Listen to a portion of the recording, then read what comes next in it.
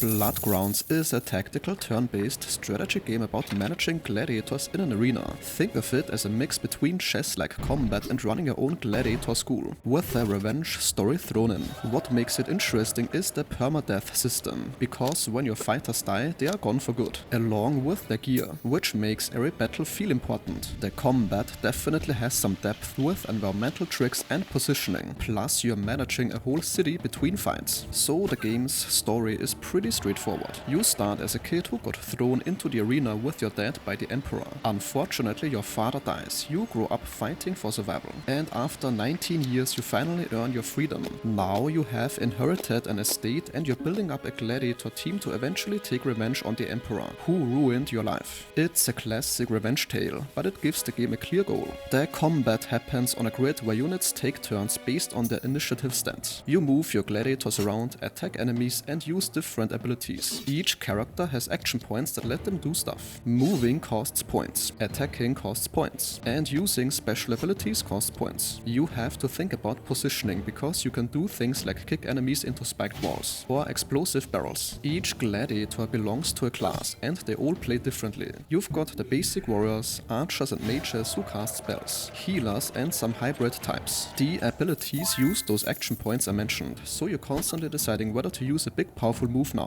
or save up for later. Now, before each battle you pick which gladiators to bring. You can have a team of 3 or 4 depending on the challenge. You also equip them with gear, weapons, armor and consumables, like healing potions. Their gear actually shows up on your characters, which is a nice touch. Then you head into the arena and try to complete the challenge, which usually means defeating all enemies but sometimes has extra conditions. Between the fights you manage your city. You have this estate in a rundown coastal town, and you spend gold to build and upgrade different buildings. For example, the infirmary heals your wounded gladiators. The market lets you buy and sell equipment. The inn is where you recruit new fighters. And there's an academy where gladiators can train to level up passively. Each building also has multiple tiers. Recruiting gladiators is pretty simple. You go to the inn I just mentioned and hire them with gold. The different classes cost different amounts. Once they are on your team, you level them up through combat. As they level up, you can boost one of their stats. And they also unlock new abilities. You absolutely have to keep them equipped and healed between battles, since the injuries carry over. The permadeath system is the big risk factor. When a gladiator dies in battle, they are dead permanently. You lose them and whatever gear they had equipped. The game has a graveyard where you can see all your fallen fighters.